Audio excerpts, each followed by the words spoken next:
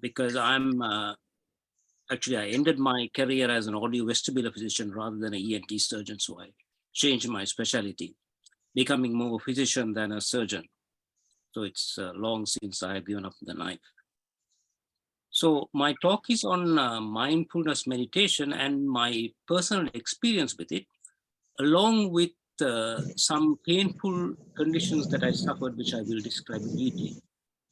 And also, I will be translating some of what I learned from getting these painful conditions under control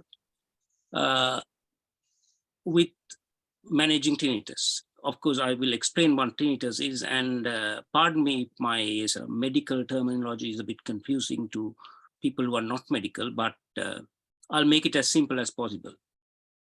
Okay, so this is my talk.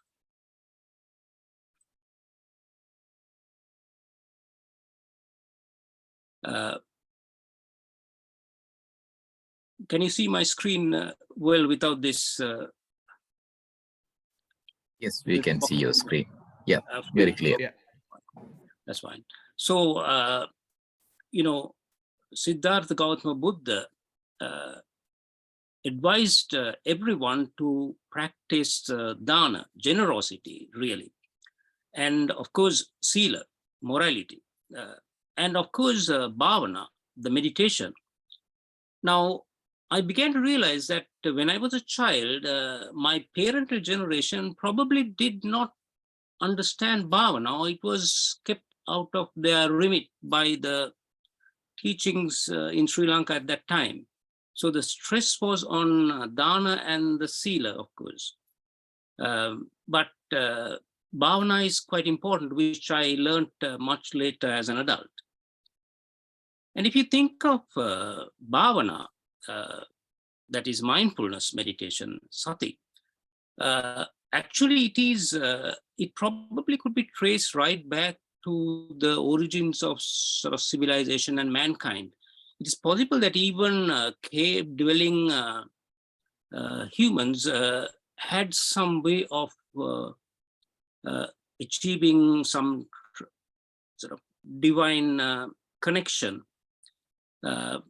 And it's possible that they meditated in caves, which I will come to that. And perhaps the hypoxia within the caves contributed to some of the visions and the beliefs that they had. Now, if you think of civilization itself, you could see from that figure, which is a seal which was found in Mohenjo-daro, which is 2500 BCE, that there is a figure of a person cross-legged and meditating. So samatha bhavana, that is the meditation to calm one's mind, was probably long before Buddha's arrival and then his teaching of vipassana. So this is what I would say, that I'm not an expert in mindfulness meditation because, quite dedicated practice only started in 2019. I have a limited knowledge of the suttas. Suttas, I will explain to people who are not Buddhists, is the term for the discourses of Buddha. And of course, then I will give my interpretation of both my experience and what I understand about it from the suttas. So really, Buddhist practitioner, as I am, is what I inherited. Of course, it is in the Sri Lankan Theravada tradition. So the primary aim of mindfulness is attaining nirvana, or cessation of this constant birth, death, and rebirth. Now, a sort of a byproduct of that was, which I see, is the management of pain. Of course, there are a lot of other medical uses now, which is management of depression and anxiety, and numerous psychiatric conditions. And what I wish to have from this talk is to stimulate a sort of a discussion between ourselves and with the help of Bhante, and to expand my knowledge. This is, as I said, this is a personal interpretation that I have of physiology of the mindfulness.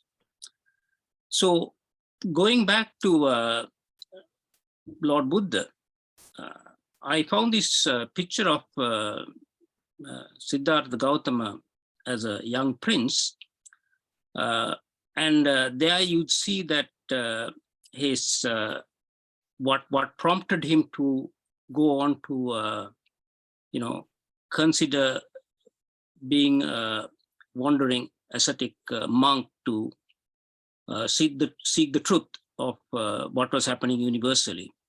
So he saw, as you would see, the old man, then the man who's sick, and the one who's dying. And of course, there were no Buddhist monks at the time. And Channa, his charioteer, pointed out that there were people seeking out the truth. So Buddha eventually went on to tell us about dukkha, anicca, and anatta.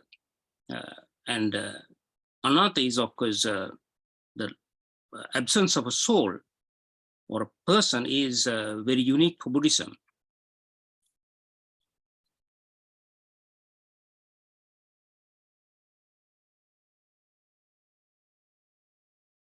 I'm sorry, the same problem has come up again. I can't seem to move the, oh, yeah, that's fine.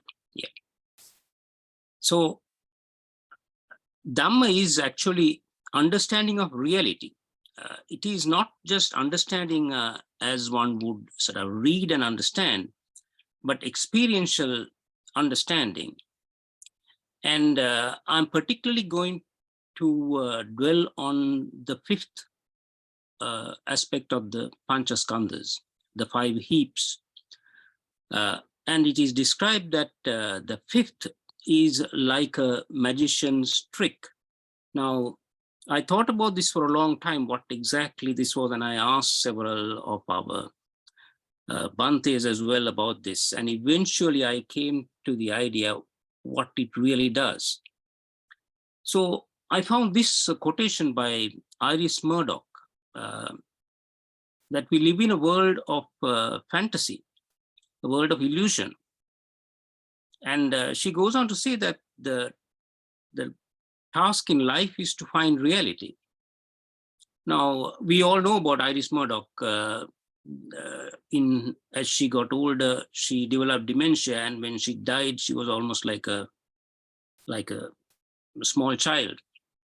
And I put this along with this picture by a Belgian artist called Margaret, which is depicting, as he calls it, the castle in the Pyrenees Mountains. Now, when you look at it, you would think that, well, it's all fantasy. But I will point out towards the end that this need not be fantasy. So there are quite unusual things happening. And in fact,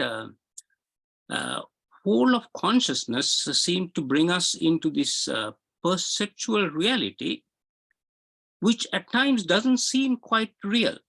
And the way I saw pain is also in that light.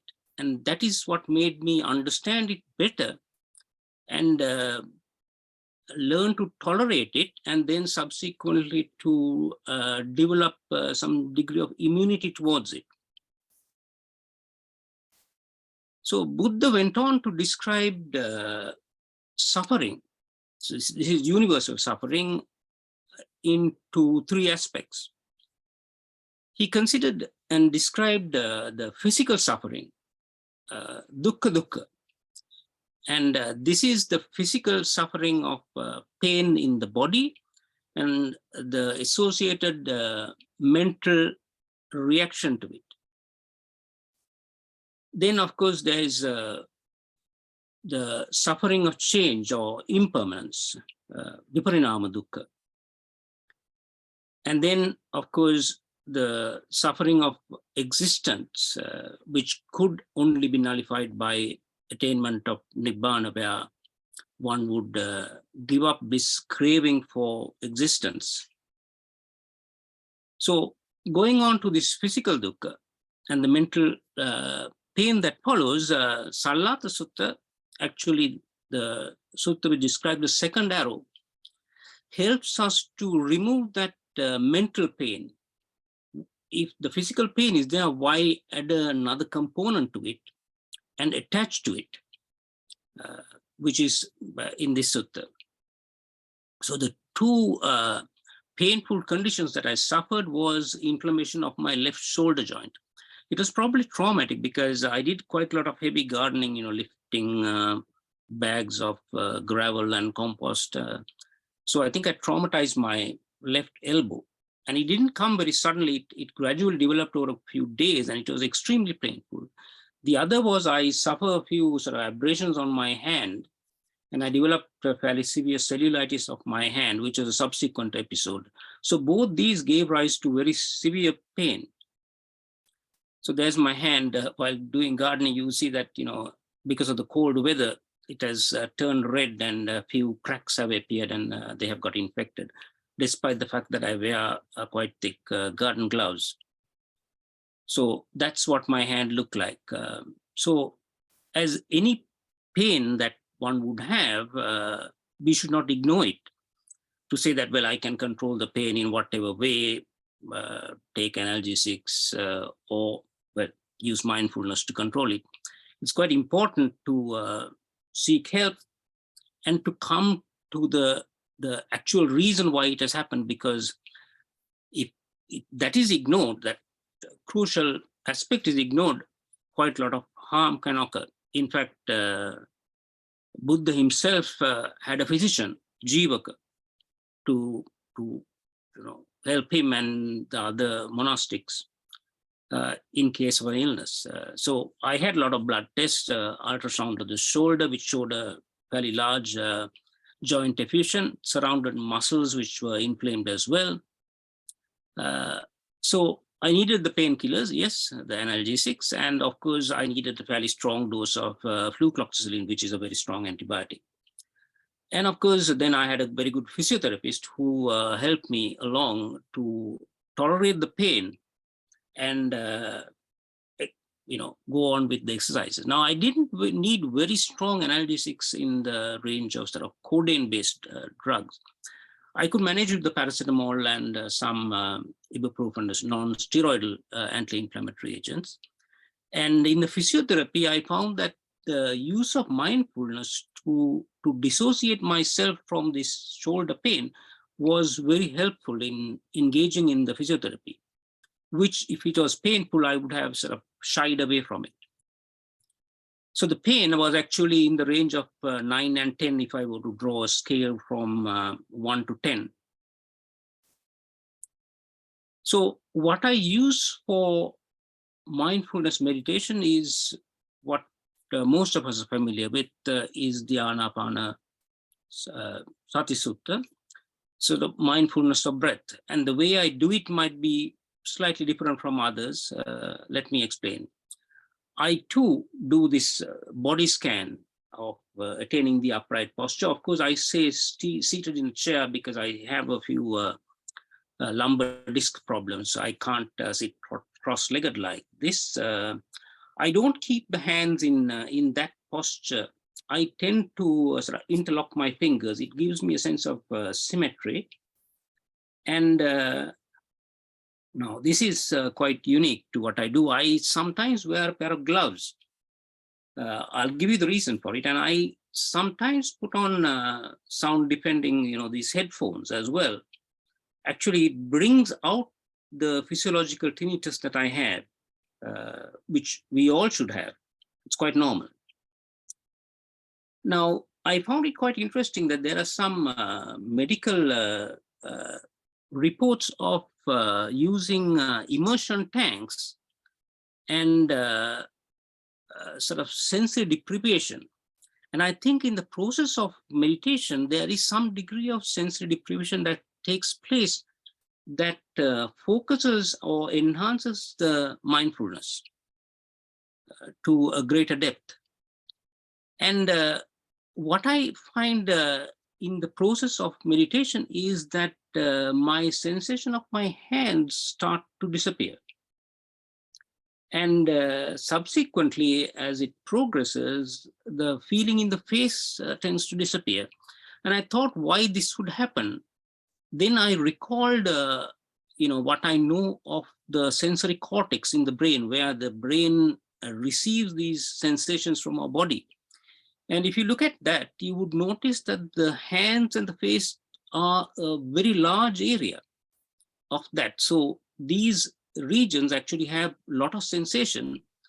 And perhaps when the meditation takes place, these are the regions that first tend to sort of fade away from our awareness. Now, what I find interesting again is that when I was meditating, in instances where your mind would go away from your breath and would drift into something else by just sheer chance, when it comes back, that is when one notices these changes have taken place. And I wondered why that happens. And later, contemplating on this, I realized that these pictures by Victor Vasily, which you see on that left-hand side, if you look at those blocks, you would gaze at it for some time. And after a period of time, you would suddenly realize that they are not facing one direction, but they tend to flip. So they look as if at one point, as if they're on the ground, and you're looking at it from the top. And then the next moment, you're looking at it from the bottom. And that is how our brain tends to grasp sensations that are coming through our sense organs. And that's a painting of mine using that same technique, which I have done. So the next point that I want to make about meditation technique is the ambient temperature. Now, there are some meditators who actually meditate inside caves. And I think Buddhist monks also tend to do that. What it does is it gives us sort of a comfortable, warm, sort of equal ambient temperature around us, a bit like an immersion tank, really, if you think of it. Of course, one of the biggest problems with that is sloth and torpor sets in, and you can drop off to sleep very easily. In fact, that was quite helpful for me when I had these painful conditions, because if you were reclining and meditating and you were in a sleeping posture, it would help you to sleep. So sleep is a big problem when you have a painful condition. So that was very, very useful. Now, interestingly, some of the Bhantes who were teaching me actually said that in some instances, monks, actually meditators, sit on cliff edges. The reason being, if you meditate on a cliff edge and you fall asleep, of course, you're going to fall down. So you try very hard not to fall asleep. Of course, if you fall down, well, too bad, you will have to be reborn again and then come back to meditate all over again. So you'll have to do it in several cycles in that way. Now, a next interesting factor that I realize is when one starts to meditate, certain sensory changes take place. And one which is commonly described is this sensation of pins and needles and tingling in our body. I thought about this, and there are a lot of sort of explanations given. They don't seem to be rational. And I came to realize that actually what is happening is initially in the process of meditation, we get a sensory arousal, a bit like a cat or a kitten who's a bit frightened, and you get the hair standing on the end, that sort of sensation. Now, that after a period of time tends to settle, but along with it comes a sense of elation. Now, of course, you get people saying that, well, this is you in contact with cosmic vibrations, vibrations of shanti, etc. All right, there are explanations given, but I would rather think that it is actually a physiological process of sensory arousal. And then comes this sense of happiness, priti. And that stage is a bit like an arousal that one gets when you're at a music festival or something that you enjoy. So I likened it to a person in the arms of a lover. You feel excited sort of happiness. While as very soon that settles and then one slips into sukha, which is like a very comforting type of happiness. I have experienced both, and you find sort of yourself sort of drifting from one to the other. So it's at that point that one really has to deal with all these senses coming in, including the pain. Now, dealing with pain, it's often a mistake to form a barrier between yourself and the pain and struggle with it, to push it away. You should never do that. What you should do is to try and distract oneself by using your breath or your body. And actually, one of the Bhantes who was advising me said, gradually as your meditation technique improves, drop the sort of the gross sensations which you're using as your focus of meditation. So instead of depending on this rising and falling or the sensation on the body, bring yourself to just the airflow through the tip of the nostril. And you would notice that the air goes in better on one side than the other. The reason is there is a physiological process called the nasal cycle, in which the side wall of the nose tends to swell up a little bit for a period and then regress, and the other side tends to swell up a little bit. You'd notice that. You'd notice the cold and the warmth of the breath going in and out. Pay attention to that. And then you can look at the pain. And when you look at the pain, you're now looking at it from a distant vantage point, a bit like that monk on the rock looking at the sunset. So it's far away, it's in your body, but still detached. So when you keep on looking at that, it tends to change. It tends to change in a different way. Now, I'll regress a little bit, because mindfulness is not necessarily just when you're seated. You have to learn to do mindfulness meditation all the time. So I use it whenever I do any repetitive activity like walking, when I do the gardening, sort of gardening like digging, sweeping, raking the ground. Of course, I find mindfulness meditation while I'm painting as well. Just to tell you that I paint quite a lot, which I was very good at since I was very small. So around about sort of 7-8 years of age, my parents realized I was quite talented. Particularly the mindfulness sets in when one is doing an abstract type of painting where you're not painting anything. The moment you switch to drawing sort of pictorial, figurative pictures, the mindfulness starts to slip, because thought comes in at that stage. Now, what about the pain? I saw a picture of a Chinese warlord having an arrowhead removed from his arm. It's interesting that he had distracted himself, because in that wood cutting, the wood carving, there was the fact that he was playing a game of chess with his other hand. So he was distracting himself while this arrowhead was being pulled out. So the distraction also helps. But if you distract yourself continually and then try to come back, sometimes the pain can be much more. So you have to use the distraction as well as, looking at the pain from a distance. Those are the two techniques that are required. It's a bit like this. You look at yourself, looking at yourself, you start sort of breaking away, going further and further away. And this is what Bhikkhu Bodhi actually told me, and actually it's in one of his video clips as well on YouTube, because he suffers from facial pain, which he has been unable to get a diagnosis and get a treatment. He said that if you look at the pain for a while, like this, as he said, from a distance, it's like these pointillist paintings. If you look at it over a long period, you would notice that it is starting to break up into little dots and disappear. In the same way, the pain also starts to break up. It becomes a bit cold, tingly. Different sensations are within that whole envelope of pain, and then it starts to disappear.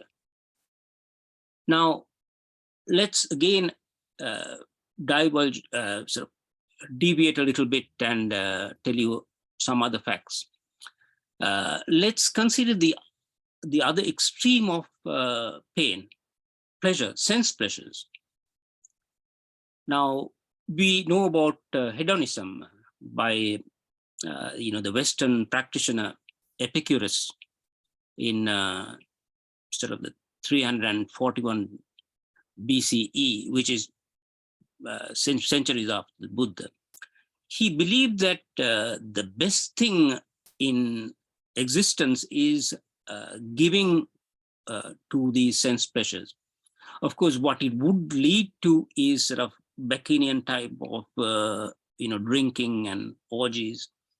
And when I read a little bit more about this, I realized that it's not Epicurus who was actually the originator of hedonism. It was this man, Charvaka, in India. He was actually around about the time of Buddha and the Jain religious leaders. And he had a very opposing, sort of rather atheistic, very negative view about everything.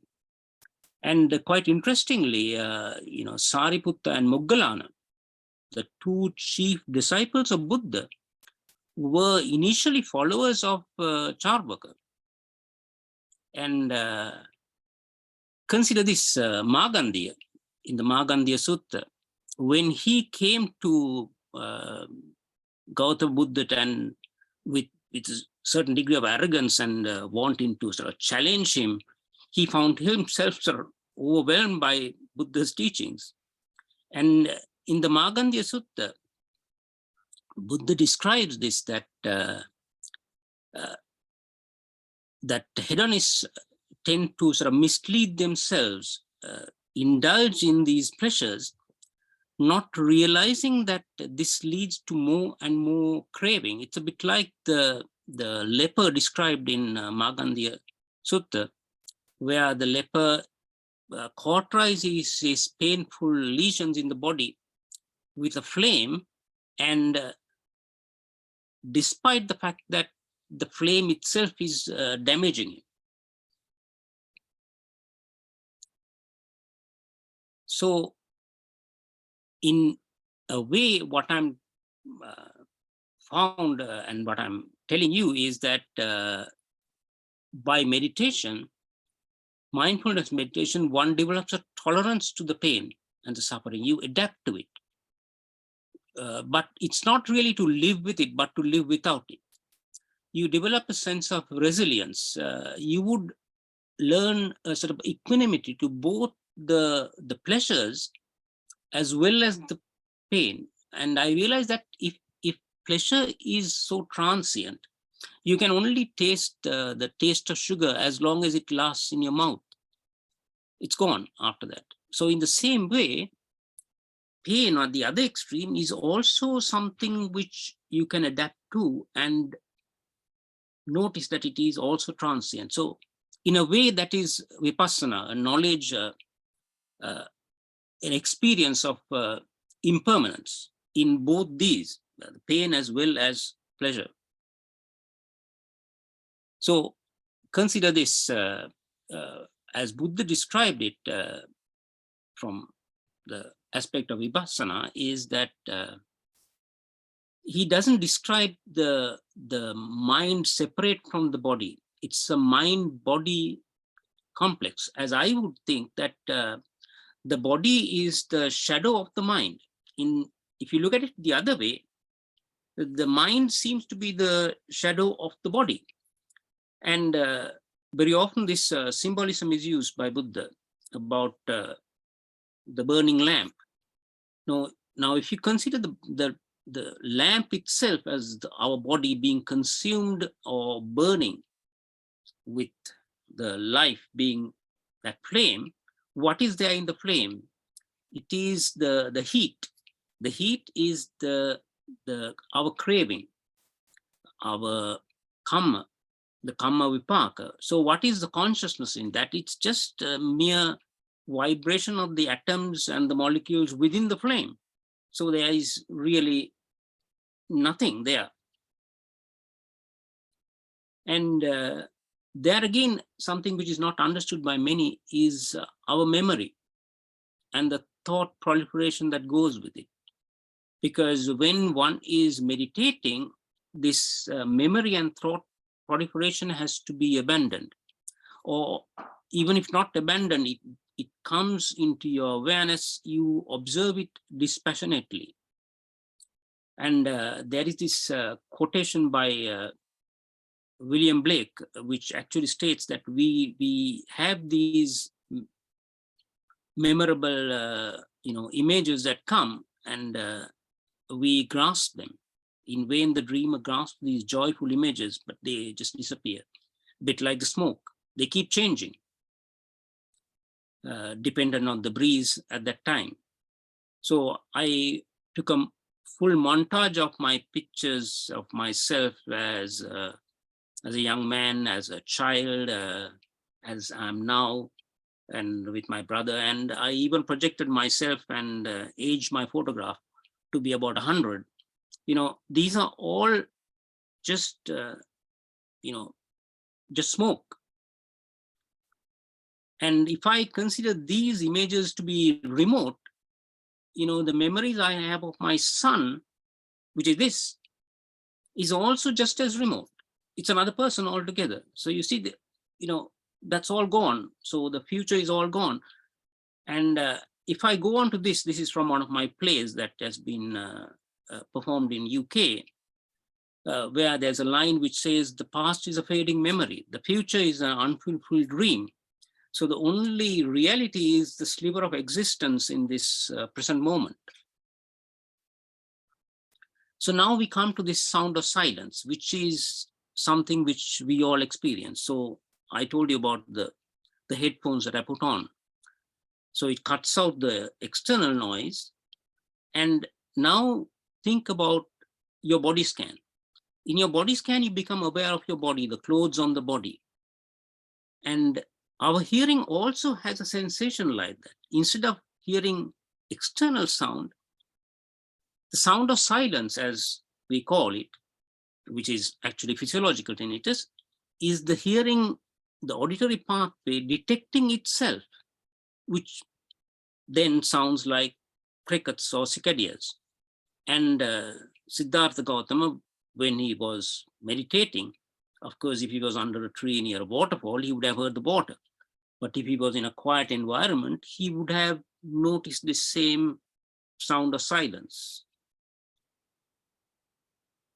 Now I bring you to this important experiment which was done in audiology in 1953 by Heller and Bergman. They did a very interesting experiment, and which really wasn't appreciated at that time. What they did was they got normal hearing volunteers, young people, who had never suffered any hearing problem, tinnitus, anything at all. They put them into anechoic room, not soundproof rooms. These are rooms which absorb sound. And they were given a dummy set of headphones to wear and a button to press if they hear any sound. And within 5 minutes, 93%, large number, could hear a buzzing, pulsing, some sound, and they press the button. There was no sound at all. So what were they hearing? They were, well, not hearing at all, they were sensing the physiological tinnitus. So this is just nerve activity, the cochlear the inner ear hair cell activity, and well, your brain being active. It's just like the clothes on our body. It's the equivalent of that. So there's nothing, as Mano put it, to get worried about that physiological thing. But like pain, in the body, you get the ordinary sensation that you have, but you have pain that you have to investigate, right? Now I'll leave that aside and just tell you what sound is. What is sound? Sound is a transmission of energy in the environment. It's condensation and rarefaction of the air molecules. If it's in air, of course, sound can go through water as well, liquid and solids. And if you consider the four perceptual elements of air, water, solid, that is earth, and fire, the three of them actually would conduct energy. We depict energy of sound in waveforms drawn like that, but in actual fact, they are a bit like that concentric sort of sounds, rarefactions, and condensations. Now, we leave humans aside and go into very simple single cell organisms. This is paramecium, the unicellular organism, a bit more evolved than say an amoeba. And you would notice that it has little projections on the sides, what are called cilia. Now, what do these cilia do? It helps this creature to move about because it sort of waves it about, but also those cilia and the outer surface of the creature, it gives it a sense of movement which is coming from outside. So technically it's detecting sound which is in the water. So if the sound is threatening, it will move away. If it is something which it would want to predate on, it would go towards it. Right now,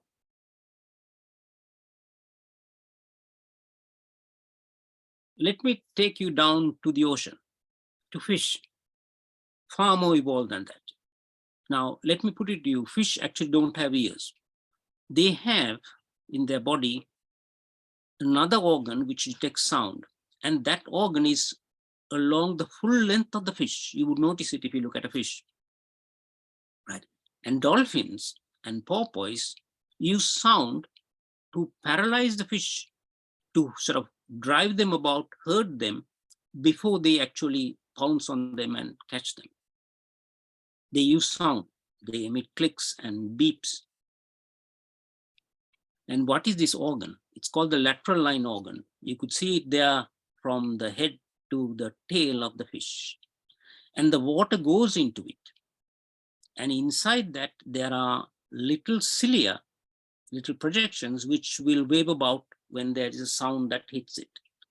So the fish senses the sound which is coming from the water on its whole body. Now, what it's actually detecting is movement. It detects the movement of the fish next to it as well. It detects the movement of the shark approaching. And look at the shark. The shark's lateral line organ is concentrated around the snout, so it can actually detect the movement of those fish very well from the front. That is the reason why if a shark attacks you, you have to hit it on the nose. And if you consider our own embryology, how we are formed, in the embryo, in the human embryo, the inner ear forms out of invagination from the exterior, from the ectoderm. So really, we are ourselves mimicking the fish as we evolved. So that's what has happened. The lateral line organ in the land animals have evolved into the cochlea, which is that snail-like structure dealing with the hearing, and the vestibular organ, which deals with movement. So really, it has broken into two sections. One which detects the movement of our own body in the environment, which is the vestibular system, and the cochlea, which deals with movement in the environment from the exterior, which is hearing. There you are. So there's the ear canal, the eardrum, the little bones behind it, which vibrate, amplifying that sound which comes through the air. Then it moves the fluid in the cochlea, that snail-like structure to which the nerves are attached. And those nerves take it up to the auditory cortex. Now, auditory cortex is there depicted in the lower picture, in that blue area, which is called the primary auditory cortex, right? And next to it is what is called the secondary auditory cortex, where there are association areas. Those are ones that detect the sound, cognize it, recognize it. So when there's a sound pattern, a word, it quickly puts a template on it and recognizes it and passes it on. Now, look at the other top picture. That is the sensory cortex, which senses body awareness, pain, touch, that sort. And you would see really both of them are joining almost next to each other. So really what has happened is, as we evolve, not only has the lateral line organ become the inner ear, it is as if the whole exterior system, even in the brain, is replicating it. It's one and the same. And then what happens? Not only would we receive these stimuli, whether it be pain or hearing, but they would need to be processed and some emotional valence needs to be given to it. So that comes from it being sort of stored and recognized in the insula, which is shown in that picture of the brain. And of course, in the deep brain, the amygdala in the hippocampus also registers these sort of deep sensed memories. It stores the memories of these sensations. Of course, there's the frontal cortex, in the frontal lobe, which observes these and gives a value to it. Now, I'll take you to how people get conditioned or conditioning.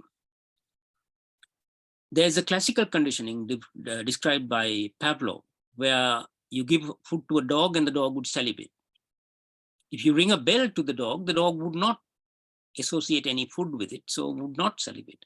But if you ring the bell and the food together, the dog learns eventually that even if the bell is rung, it would automatically salivate. So that is classical conditioning. But there's another type of conditioning called operant conditioning, the conditioning of reward, which is something a bit like what would be our conditioned world. That is conditioning by reward. So there what happens is that is actually what provokes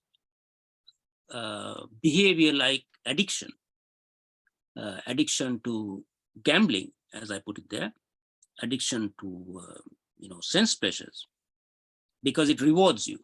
You do some action, it rewards you. So much that if the reward is so great, like in the case of gambling, even if you lose money several times over, you still keep on gambling. So this is the amazing way that the brain actually works.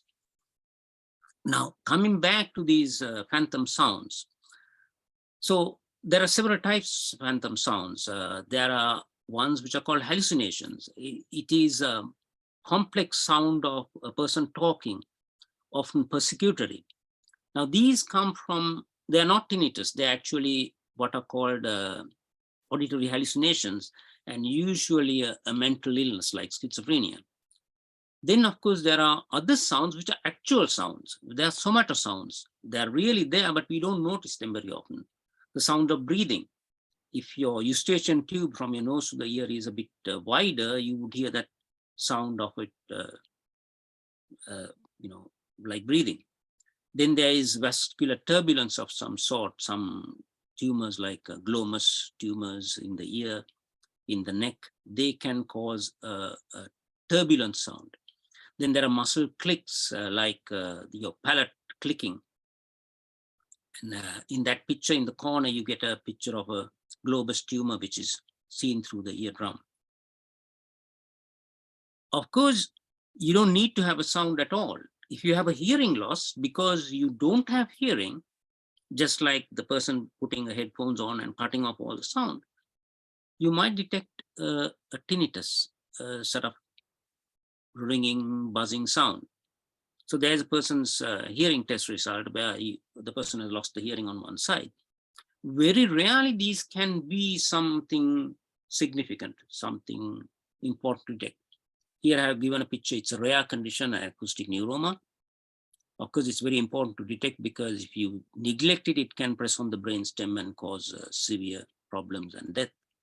So what one has to be aware of, this is as doctors, is to, if a person ever complains of tinnitus, or not necessarily hearing loss, just tinnitus, but hearing loss as well, on one side, that needs to be investigated quite a lot. Now, besides all this, when it comes to mindfulness, how would you investigate or find out what exactly is happening in the body? There's, of course, EEG, but of course, EEG is very cumbersome. You have to have several electrodes put on it.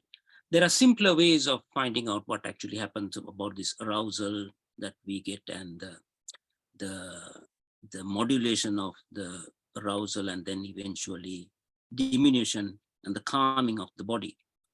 Perhaps that could be detected by skin conductance. But of course, these types of electrode placement is quite difficult. Now there are more ergonomic ear placements of electrodes, which can be worn, which is shown in the lower picture on the right-hand side.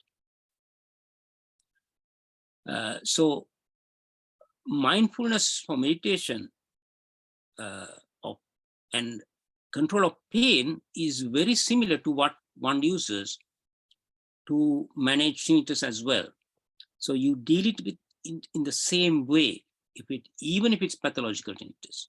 So I put it to you that intrusive pathological tinnitus is the equivalent of pain in the somatosensory system. Now, what about treating?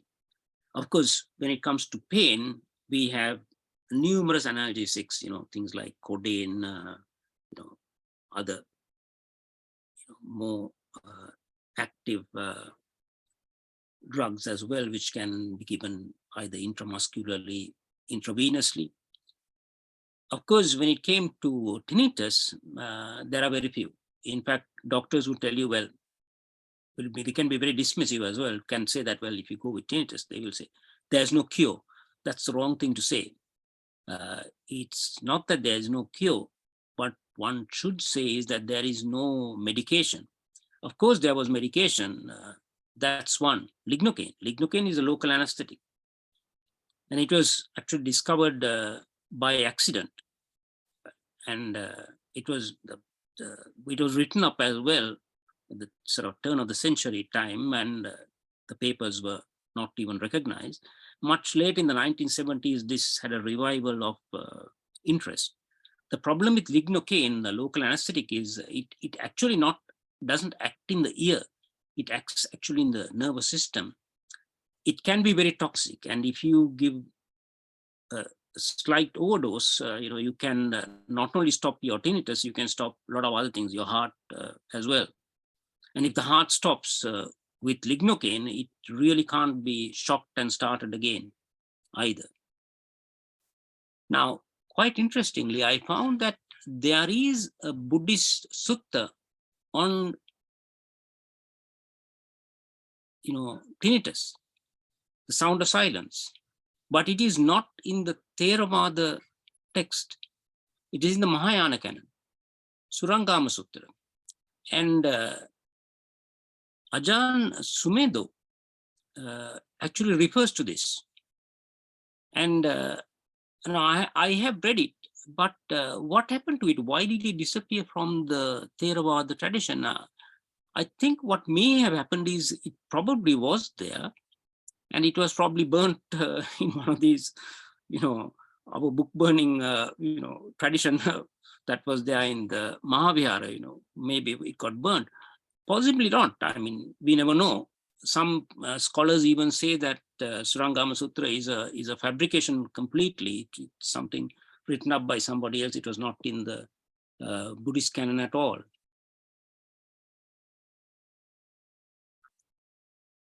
So, as I put it, on the path to Nibbana, management of pain and tinnitus are useful sort of byproducts that we have.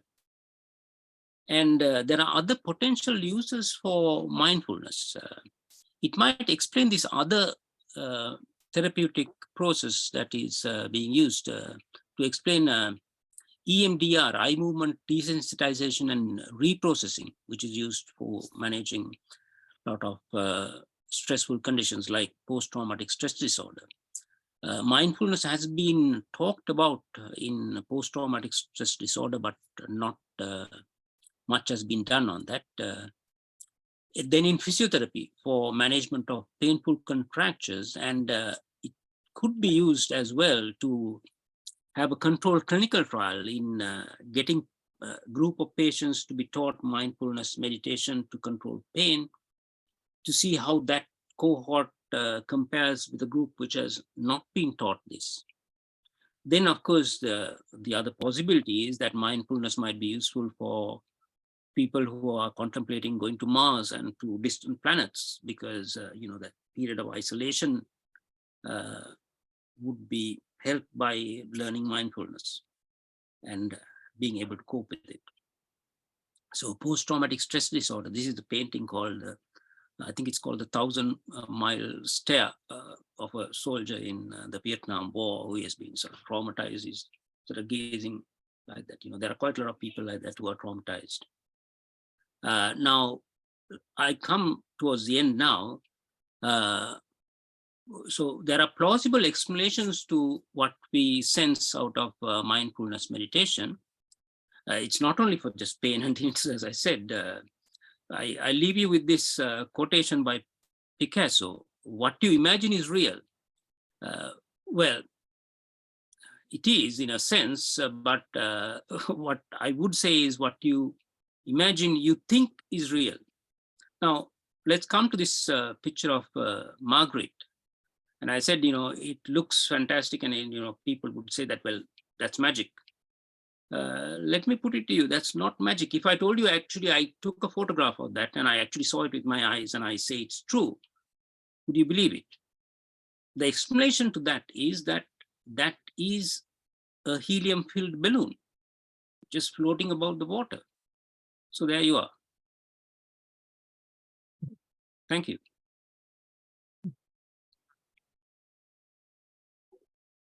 I'll be willing to answer any questions if there are any, if there is time. Thank you, Jaika. And you have held your audience. The number hasn't diminished by even one. So that speaks for it. Thank you for a fascinating presentation. We will, of course, open it to the floor, but there has been a question asked on chat by Samantha Jayatilaka, who is also in the UK.